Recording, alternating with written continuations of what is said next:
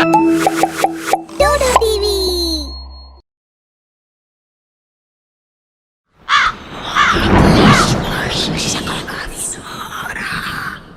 रमेश और उसकी बीवी कुसुम मोटरसाइकिल से अपने गांव की ओर जा रहे थे। वो एक शादी में गए थे जहां वो लेट हो गए। रमेश काफी तेज मोटरसाइकिल भगाए जा रहा था, जैसे किसी से भाग रहा हो। अचानक बहुत तेज तूफान चलने लगा। रात के करीब 10 बजे होंगे। तूफान इतना तेज था कि रमेश को सामने कुछ दिखाई नहीं दे रहा था। कुछ दिखाई नहीं दे रहा है। हमें यहीं रुकना होगा जब तक तूफान थम नहीं जाता। जौनपुर के पास रुकने का अंजाम जानते हो ना तुम? कुछ नहीं होगा, मेरा भरोसा करो। रमेश ने मोटरसाइकिल रोक दी और दोनों सड़क के किनारे बनी एक छोटी सी कोठरी, जो शायद बस का इंतजार करने वालों के लिए ही बनी थी, उसमें घुस गए। कोठरी में जाले लगे हुए थे, जैसे बरसों से यहाँ कोई रुका ही ना हो। पास में ही जौनपुर गांव था और इस सड़क पर रात में रुकना बहुत खतरनाक माना जाता था। लोग मानते थे कि यहाँ भूतों का साया है। मैंने मना किया था ना यहाँ रुकने के लिए। यहाँ भूतों का साया है, आपको पता है ना? अरे भूत वूत कुछ नहीं होते, असली डर चोरों का है। बहुत चोरियां होती है यहाँ। तूफान अभी भी रुकने का नाम नहीं ले रहा था। तभी अचानक उन्हें दूर से एक परछाई आती हुई दिखाई दी। कुसुम बेहद डर गई। रमेश ने थोड़ा साहस रखा। परछाई और पास आती गई। दोनों ने देखा ये तो एक बुढ़िया है, जो फटे हुए कपड़े पहने एक पुराना सा कंबल ओढ़ के उनके सामने खड़ी थी। आप कौन है? इतनी रात में यहाँ कैसे आई? कुसुम ने धीरे से रमेश के कान में कहा, ये कितनी डरावनी है। मैं तो कहती हूँ भाग चलो यहाँ से। बेटा, मैं एक गरीब भिखारन हूँ। इस सड़क पे सुबह से शाम तक मांग के अपना पेट भरती हूँ और रात में इसी कोठरी में आकर सो जाती हूँ। वो देखो, मेरा फटा हुआ गद्दा भी रखा है वहाँ पर। रमेश और कुसुम ने मुड़कर देखा तो वाकई में जमीन पर एक गद्दा पड़ा हुआ था। उन्हें बुढ़िया की बात पर भरोसा हो गया। रात बहुत हो चुकी थी और अब तूफान के साथ साथ बारिश भी जोरों से हो रही थी। रमेश को समझ नहीं आ रहा था कि आखिर वो अपने घर कैसे जा पाएंगे। तभी एक बहुत डरावनी सी आवाज आई। आवाज सुन के कुसुम की हालत और खराब हो गई। वो आ गए, भागो यहाँ से, भागो। कौन है वहाँ? तभी दो बेहद खतरनाक चेहरे उनके सामने नजर आने लगे। दोनों के लंबे लंबे दांत और डरावनी आंखें, सब बेहद डर गए। आखिर अब क्या होने वाला है? रमेश ने चेहरे से नीचे देखा तो दोनों एकदम इंसानों के जैसे थे, सिर्फ चेहरा भूत वाला था। क्या चाहिए तुम्हें? तुम्हारा खून। प्लीज हमें छोड़ दो, हमें जाने दो। ऐसे कैसे जाने दें? जो भी तुम कहोगे हम करने को तैयार हैं। हम तुम्हें छोड़ देंगे, पर बदले में तुम्हारी बीवी के गहने हमें दे दो और अपनी मोटरसाइकिल भी, वरना तुम सबका खून पी जाएंगे हम। ये जीवन भर की कमाई है हमारी, कैसे दे दें तुम्हें? अच्छा, तो ये बात है। एक भूत ने तुरंत अपनी जेब से चाकू निकाला और रमेश के हाथ पर मार दिया। खून की धार बह निकली। रमेश दर्द से कराहने लगा। अब भी नहीं देगा? हाँ, सब ले लो, बस हमें छोड़ दो। ए बढ़िया, तेरे पास क्या है वो भी हमें दे दे। बेटा, मेरे पास तो कुछ भी नहीं है। ये 2 रोटियां हैं जो किसी भले आदमी ने मुझे दी थी। धत तेरी की, मूड खराब कर दिया एकदम। ए, चलो कहने दो इधर तुम लोग। कुसुम तुरंत अपने गहने निकाल कर देने लगी। रमेश और कुसुम का डर एकदम उनके चेहरे से साफ दिखाई दे रहा था। दोनों भूत जोर से हंस रहे थे और उनकी हर हंसी के साथ रमेश और कुसुम का डर और भी बढ़ता जा रहा था। दोनों को लग रहा था कि बस आज किसी तरह जान बच जाए तो दोबारा कभी इतनी रात में घर से कहीं नहीं जाएंगे।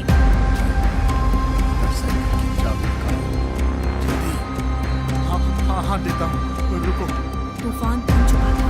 रमेश ने चाबी निकालकर उनको दे दी और गहने और चाबी लेकर वो दोनों भूत वहाँ से चलने लगे। मोटरसाइकिल स्टार्ट करके वो बस निकलने ही वाले थे कि अचानक मोटरसाइकिल अपने आप बंद हो गई। आगे वाले भूत ने बहुत कोशिश की मगर वो स्टार्ट नहीं हो रही थी। अचानक से एक जोरदार झटके से दोनों भूत जमीन पर जा गिरे। उन्होंने अपने सामने देखा तो एक लंबे बालों वाली खतरनाक डायन खड़ी थी। वो जोर जोर से हंस रही थी। रमेश और कुसुम ने ये नजारा देखा तो उनका डर अब दहशत में बदल गया। इतना सब कुछ एक ही रात में देखना क्या उन्हीं के नसीब में लिखा था? उन्होंने पास में नजर घुमा के देखा तो बुढ़िया वहाँ नहीं थी। उन्हें समझ में आ गया कि जिसे वो भिखारन समझ रहे थे वो असल में चुड़ैल थी। भूत कब से चोरी करने लगे?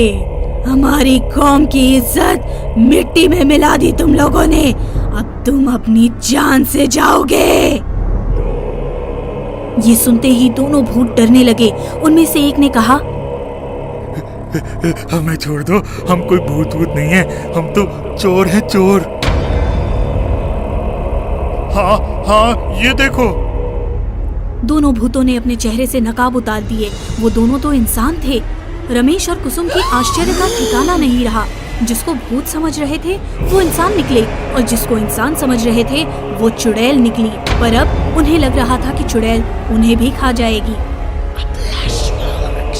तुम जैसे चोरों की वजह से ही मेरा ये हाल है, वरना मैं भी हंसते खेलते अपना जीवन गुजार रही थी। अपने पति के साथ इस सड़क से मैं घर जा रही थी। चोरों ने हमारी मोटरसाइकिल रोक के सब कुछ छीन लिया। हमने मना किया तो चाकू खोदकर हम दोनों को मार दिया। उस दिन के बाद से मैं यही भटक रही हूँ और हर वो चोर जो राहगीरों को लूटता है, मारता है, उसको मेरे गुस्से का शिकार होना पड़ता है। हमें माफ कर दो, जाने दो, हम तो यहाँ नए हैं, हमें नहीं पता था यहाँ तुम रहती हो। चुड़ैल का गुस्सा आसमान पर था। वो जोर जोर से चीखने लगी, नहीं छोड़ूंगी तुम्हें। उसने दोनों चोरों को ऊपर हवा में उठा लिया और सड़क के बीचों बीच पटक दिया। दोनों दर्द से कराहने लगे। एक भूत की जेब से चाकू निकलकर दूर गिर गया। चुड़ैल ने वो चाकू अपनी शक्ति से हवा में उठा लिया और एक भूत के पेट के अंदर घुसा दिया। चोर चीखने लगा, अब पता चला तुम्हारा चाकू जब किसी के जिस्म में घुसता है तो कैसा लगता है।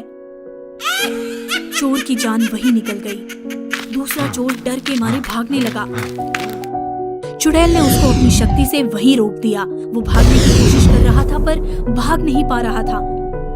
चुड़ैल ने अपने लंबे नाखून पीछे से उसकी गर्दन में घुसा दिए। उसका दम निकल गया। दोनों चोर मर चुके थे। चुड़ैल जोर जोर से चिल्लाने लगी और वहाँ से गायब हो गई।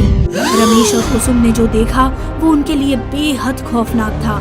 रमेश ने तुरंत कुसुम की तरफ इशारा किया कि उन्हें यहाँ से निकलना होगा। रमेश ने सड़क पर पड़े गहने और चाबी उठाई और दोनों मोटरसाइकिल पर बैठकर वहाँ से निकल गए। आज भी जौनपुर की उस सड़क पर वो चुड़ैल एक बुढ़िया बनकर घूमती है। दूर दूर के चोरों को अब पता है कि वहाँ नहीं जाना है। पिछले 10 सालों से वहाँ एक भी चोरी नहीं हुई है। छोड़ो मुझे जाने दो, मुझे मत मारो, मैंने क्या बिगाड़ा तुम्हारा? अनूप हाथ जोड़कर विनती कर रहा था पर फिर भी कोई उसे मारे जा रहा था। बचाओ बचाओ, वो चिल्लाए जा रहा था। फिर तभी झटके से उसकी नींद खुली। उसने खुद को बेड पर पाया। वो पसीने पसीने हो चुका था। उसने साइड टेबल पर रखे टिश्यू बॉक्स से टिश्यू निकालकर अपना पसीना पोंछा। वो बहुत घबराया हुआ था। उसने अपने सीने पर हाथ रखा तो पाया उसका हार्ट बहुत ही अबनॉर्मली बीट कर रहा था। कभी बहुत तेजी से तो कभी एकदम रुक जाता। वो विंडो पर जाकर पर्दा हटाकर फ्रेश एयर को महसूस करने लगता है। अनूप मुंबई के एक मल्टी स्टोरी बिल्डिंग में 2 BHK रेंटेड फ्लैट में रहता था। हर्ष उसका फ्लैटमेट था। दोनों 2 साल से साथ रह रहे थे। विंडो पर खड़े खड़े अनूप को हर्ष का ख्याल आया। बहुत लेट हो गया है, पता नहीं हर्ष आया है नहीं, देखता हूं जाकर। उसने जाके हर्ष के रूम का दरवाजा खोला, लेकिन वहां कोई नहीं था। बस जमीन पर एक सूटकेस पड़ा था। इतना लेट कैसे हो गया इसे? हमेशा तो अब तक आ जाता था, और ये सूटकेस? क्या हर्ष कहीं जाने वाला है? मुझे फोन करना चाहिए उसे। वो अपना फोन ढूंढने लगता है। साइड टेबल पर मोबाइल तो नहीं था। उसे याद था कि उसने वही रखा था। फिर उसने ड्रेसिंग टेबल पर देखा, मेरा फोन कहां चला गया? यहीं तो रखा था। तभी एक आवाज आती है। उसे एहसास होता है कि उसका दरवाजा कोई खोल रहा है। दरवाजा खुला और फिर बंद भी हुआ, पर उसे कोई दिखाई नहीं दिया। तभी पीछे से किसी की आवाज आई, चीखने और चिल्लाने की। उसने पलट कर देखा, ये क्या? ये सूटकेस तो उसने अभी थोड़ी देर पहले हर्ष के रूम में देखा था। ये यहां कैसे आ गया? मैं तो नहीं लाया। तभी उसने आवाजों पर फोकस किया। वो सूटकेस में से आ रही थी। वो डर गया, डर के मारे वहीं बैठ गया। अपने कान पर हाथ रख के आवाज को इग्नोर करने की कोशिश कर रहा था और खुद को समझाने की कोशिश करने लगा। डरो मत, अभी तू अकेला है, ऐसे डरेगा तो क्या होगा तेरा, संभाल खुद को। जब उसने कान पर से हाथ हटाया तो आवाज बंद हो चुकी थी। उसने सोचा ये उसका वहम है।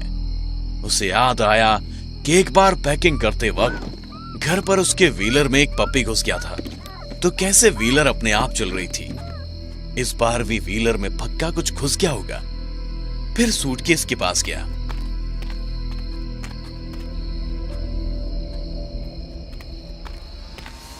उसने जैसे ही उसे हाथ लगाया,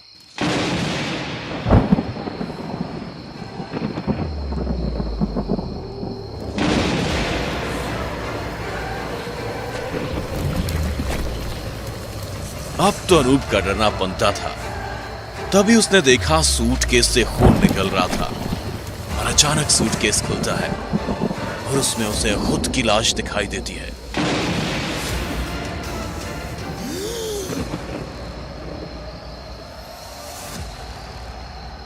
ये कैसे? मैं कब भरा? कैसे भरा? और मेरी लाश के टुकड़े टुकड़े कैसे किए? तभी उसके सिर में बहुत तेज दर्द होता है और वो सर पकड़कर बैठ जाता है। उसे याद आने लगता है, थोड़ी देर पहले हर्ष नहीं तो मारा है उसे। तकिए से उसने मेरा दम घोटा था। उसके बाद चॉपिंग नाइफ से उसने पहले मेरे पेट पे मारा और फिर पूरी बॉडी पर जहां तहां मारने लगा। तभी उसे हर्ष की आवाज आती है,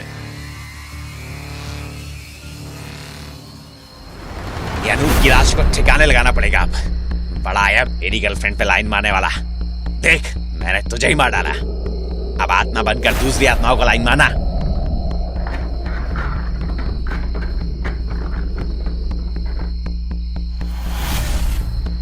मेरे रास्ते में कितना बड़ा कांटा था तू। अब पड़े रहना समुद्र में। तभी बैक सीट पर पड़े व्हीलर से एक खून से लथपथ हाथ निकलता है।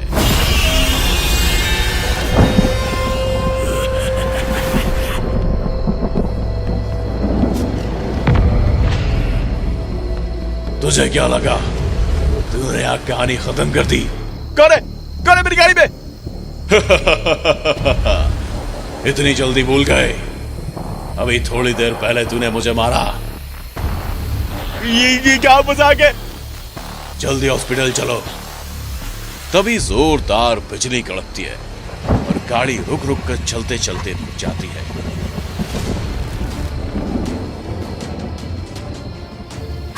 हर्ष गाड़ी स्टार्ट करने की कोशिश तो करता है, पर गाड़ी स्टार्ट नहीं होती। गाड़ी अचानक स्टार्ट हो जाती है और फिर इतनी तेजी से चलती है कि हर्ष को कुछ भी दिखाई नहीं देता।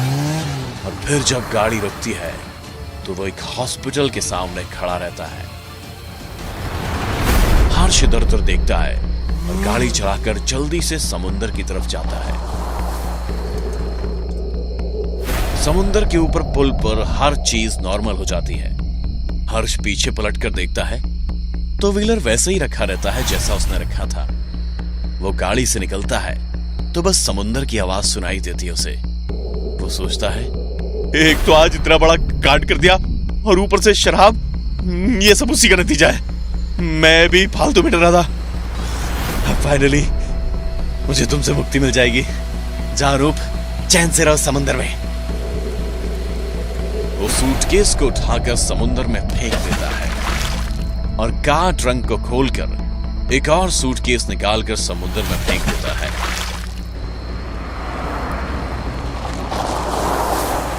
और घर आकर आराम से वो अपने कमरे में सो जाता है। जैसे ही उसकी आंख लगने वाली होती है,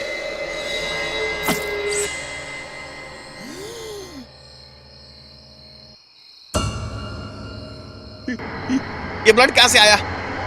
ऊपर देखता है तो पूरी सीलिंग पर ब्लड रहता है और ऐसे टपकता रहता है जैसे बारिश हो रही हो। और देखते ही देखते खूब तेज खून की बारिश होने लगती है। डर के मारे हर्ष का बुरा हाल हो जाता है। वो अपने रूम से दौड़ता हुआ बाहर हॉल में आता है तो देखता है कि बारिश भी उसका पीछा कर रही है। तभी पीछे से कोई आकर उसे अपने साथ छाते में ले लेता है। थैंक यू यार, पता नहीं कहां से घर के अंदर ये बारिश हो रही और तौर पे पागल हो गया हूं। मुझे ऐसा क्यों लग रहा है कि खून की बारिश है ये? हाँ, ये खून की बारिश है। जो खून अनूप के रूम में फ्लोर पर पड़ा था, ये वही खून है। हो ही नहीं सकता। ध्यान से देखो। हर्ष पीछे मुड़कर छाता देने वाले को देखता है। वहां से कोई और नहीं दिखता, पर जैसे ही उसकी नजर नीचे जाती है, वो झटके से दूर भागता है। वहां वही सूटकेस रखा है। अब हर्ष इतना डर जाता है कि गिरते पड़ते दरवाजे की तरफ भागता है और दरवाजा खोल के लिफ्ट की तरफ जाता है। वहां दोनों लिफ्ट की बटन दबाता है पर एक भी लिफ्ट उस फ्लोर पर नहीं आती। वो पीछे मुड़कर देखता है तो वही सूटकेस उसे आता हुआ दिखता है। वो जल्दी से सीढ़ियों की तरफ भागता है। जल्दी जल्दी में वो सीढ़ियों पर गिर भी जाता है, फिर भी खुद को संभालते उठता है और तेजी से नीचे की ओर उतरता है। तभी उसे नीचे से सूटकेस आता हुआ दिखाई देता है तो हर्ष ऊपर की तरफ भागने लगता है। वो डर के मारे कब 18वें फ्लोर के टेरेस पर पहुंच जाता है, उसे पता ही नहीं चलता। वो वहां जाकर पीछे देखता है तो उसे कुछ दिखाई नहीं देता और जैसे ही सामने देखता है,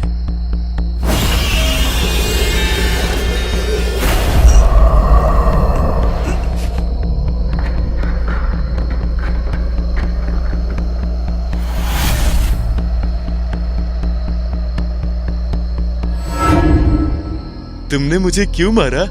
तुम मेरी गर्लफ्रेंड को लाइन मारते थे। किसे? रिया को? हाँ। रिया तुम्हारी गर्लफ्रेंड कब से बन गई?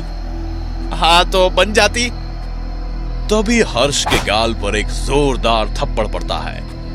ये थप्पड़ मारा था रिया ने। तुमने ऐसा सोच भी कैसे लिया?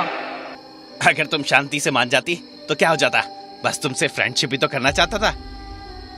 और मैं नहीं मानी तो तुमने मुझे मार दिया। नहीं, मैंने तुम्हें नहीं मारा। मैं तो बस तुम्हें समझाना चाह रहा था।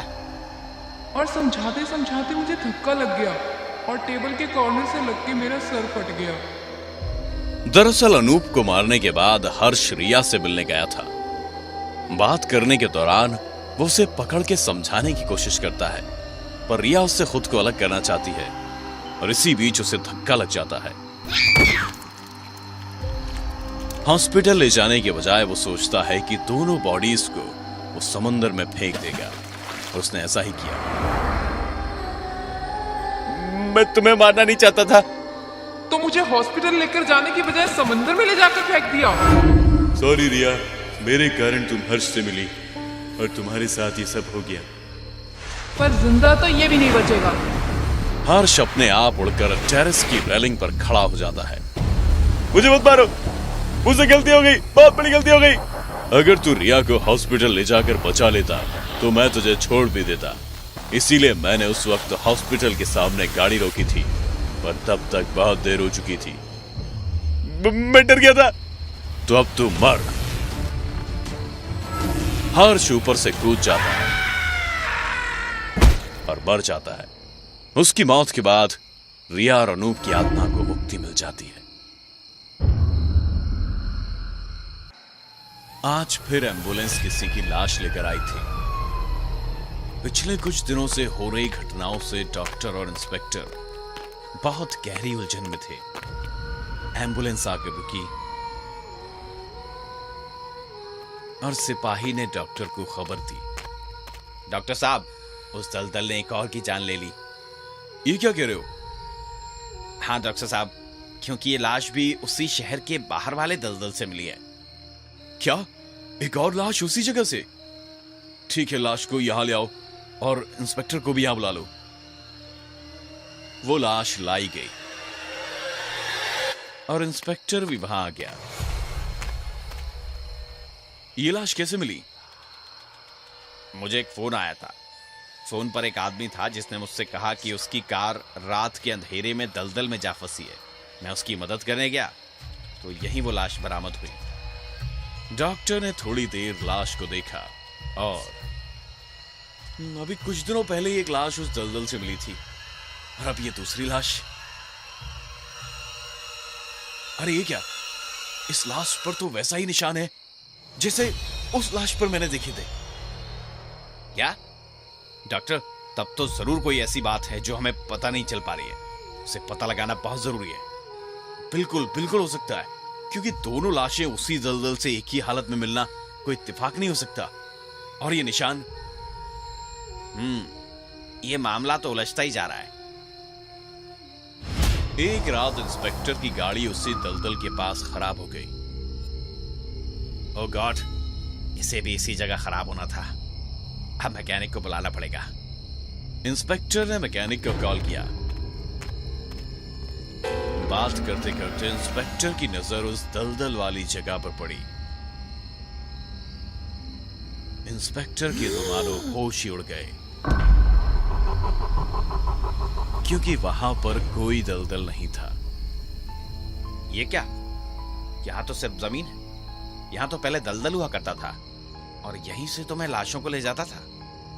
इंस्पेक्टर ने एक पत्थर उठाया और सामने जमीन पर फेंका।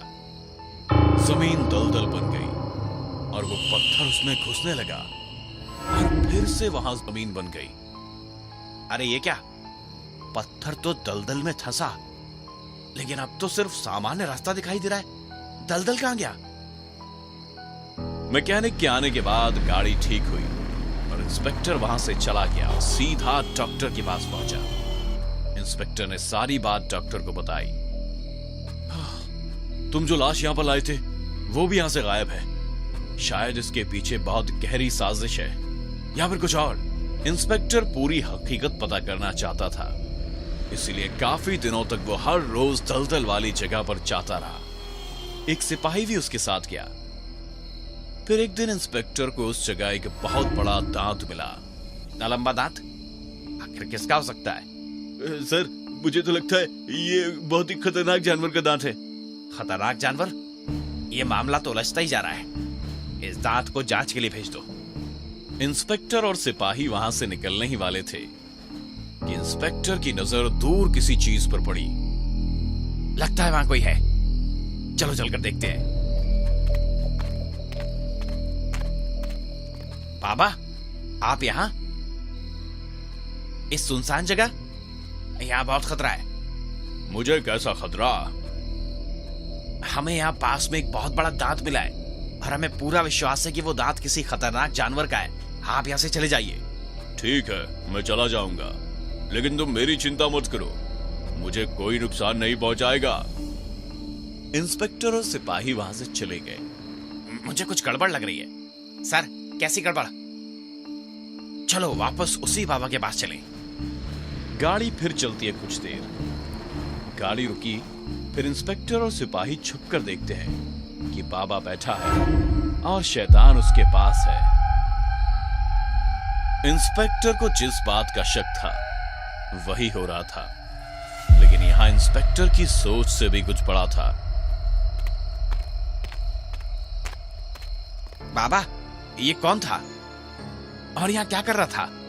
आपके पास कैसे? बेटा, वो बहुत खतरनाक है। उसने मुझे जान से मारने की धमकी दी, इसीलिए मैं उसकी मदद कर रहा हूँ।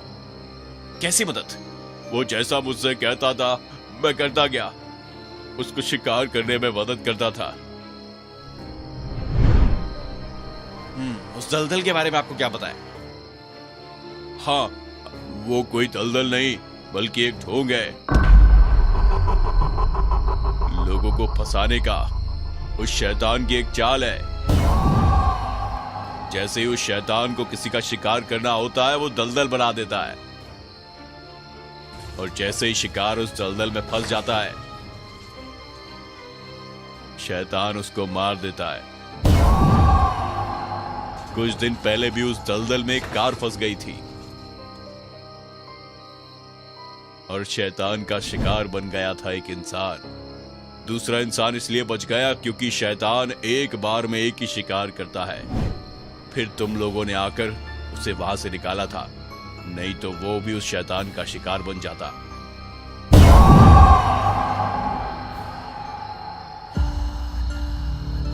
जब उस शैतान का पेट भरा होता है तो वो सामान्य रास्ता होता है, और जब उस शैतान को भूख लगती है तो वो रास्ता दलदल में बदल जाता है। शिकार करने के बाद वो लाश को उस दलदल में छोड़ देता है, इसीलिए तुम्हें उस दलदल में लाशें मिलती हैं। और जब उसे पता चलता है कि जो लाश उसने दलदल में रखी थी वो वहां नहीं है, तो वह शैतान मेरे पास ये जानने के लिए आया था कि वो लाश कहां गई। मैंने ही उसे बताया कि लाश को उठाकर तुम लोग ले गए हो, इसीलिए वो लाश लेने आया था। ये सब बहुत समय से चल रहा है।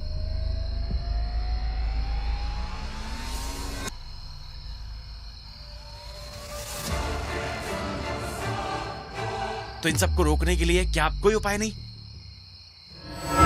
नहीं, मैं इस मामले में कुछ नहीं कर सकता, क्योंकि जब वो शैतान भूखा होता है तभी वो दलदल जगह बनती है।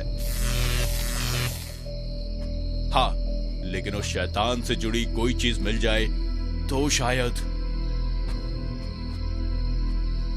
मौका वारदात पर जो दांत मिला था उसका क्या? सॉरी सर, मैं बताना भूल गया, उस दांत की रिपोर्ट आ गई है।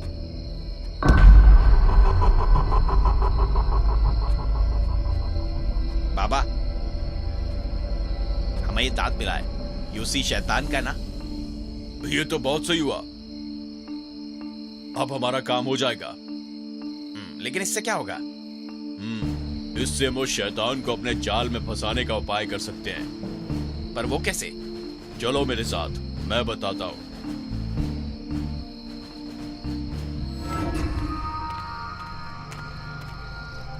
इंस्पेक्टर और सिपाही बाबा के साथ एक घने अंधेरे में बने हवन कुंड के पास पहुंचे। दरअसल उस दांत को देखते ही बाबा ने योजना बना ली थी कि क्या करना है।